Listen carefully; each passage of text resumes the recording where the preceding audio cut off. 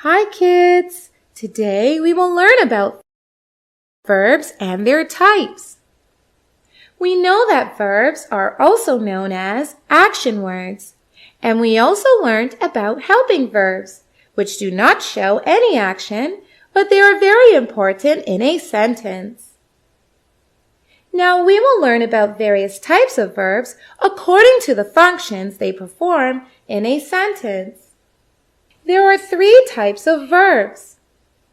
Action verbs, also called main verbs, linking verbs, and the auxiliary verbs, also called helping verbs. The action verbs tell us what the subject is doing in the sentence. Action verbs answer the following question.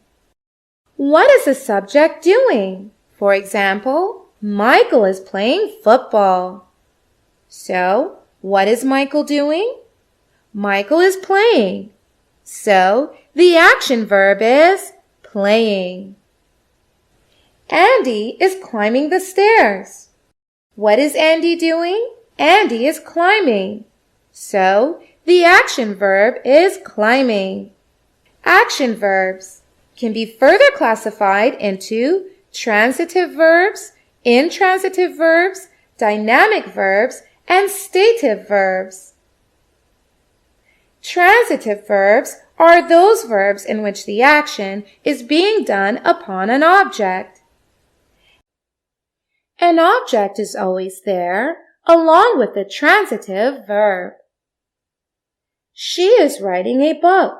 Here, the subject is she. And what is she writing? She is writing a book. So, a book is the object of the action in this sentence. And writing is a transitive verb, as the action of writing is done upon the object, book. There are also sentences in which the verb is not having any object. That is, the action is not done upon any object. For example, she reads every day. So, there is no object on which the action of reading is being done upon. Such verbs are called intransitive verbs. Here is another example. Michael is playing right now. Here, we know that Michael is playing, but we do not know what Michael is playing. So, playing is an intransitive verb here. Remember, those verbs which have an object are called transitive verbs, and those which do not have an object after them are called intransitive verbs. Next category of verbs, we have dynamic verbs. These verbs are used when there is an actual action or process happening in a sentence. For example, he is playing golf. Here, the act of playing golf is an action being done by the subject. This action of playing golf can be physically seen by someone. She wears glasses. Here, the act of wearing glasses by the subject can be physically seen. Now let's learn what are stative verbs. These are the verbs that tell us about a state of mind of the subject or describe the situation he or she is in. They can also describe the relation between the subject and the object. These verbs do not tell about an actual action happening in a sentence. For example, he hates chocolate. Here, the hatred for chocolate describes the mental condition of the subject and not an action taking place. So, hates is a stative verb. The house requires a new coat of paint. Here, the subject is the house and the object is paint. The stative verb requires describes the relationship between the subject, the house, and the object, paint. So we learned that action verbs or main verbs are divided into 4 categories: transitive, intransitive, dynamic, and stative. Transitive verbs have an object after them. Intransitive verbs do not have an object after them. Dynamic verbs tells us about an actual action taking place. And stative verbs mention those actions which cannot be physically seen. So we have learnt about main verbs or action verbs. Now the second category of verbs is linking verbs. These verbs tell nothing about the subject. Instead, link the subject to a noun or an adjective. Consider the sentence. Lisa is beautiful. Here, the subject, Lisa, is linked by the verb is to the adjective beautiful. So the verb is a linking verb. They are intelligent students. Here, the linking verb are is linking the subject they to the adjective intelligent. So, the verb are is a linking verb.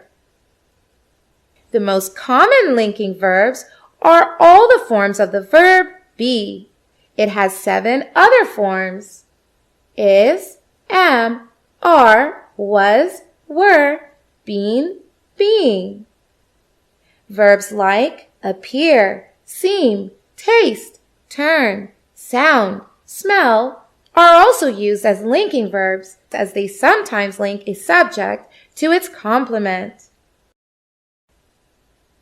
For example, the mushroom pizza tastes delicious. Here, the verb taste links the subject mushroom pizza to its complement delicious. So, it's a linking verb. Here we have another example. Sam appears tired. Here, the verb appears links the subject, Sam, to its complement, tired. So, it's a linking verb. Now we will be learning the third type of verbs, and they are auxiliary verbs or helping verbs. They are also divided into 2 types: primary auxiliaries and modal auxiliaries. Primary auxiliaries are the verbs used in forming the tenses and voices of other verbs. They include all the forms of verbs be, do, and have.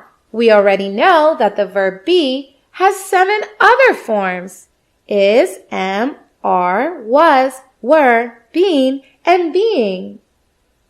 The verb do has 2 other forms: did and done. And the verb have has 2 other forms: has and had. As we have learnt in our previous sections, that helping verbs tells us about the tense and voice of the main verb. For example, I am writing a letter. Here, the verb am is a helping verb, and it suggests that the subject is in singular first person and the tense is present tense. The other category of auxiliaries or helping verbs is modal verbs. Modal verbs are used to indicate modality.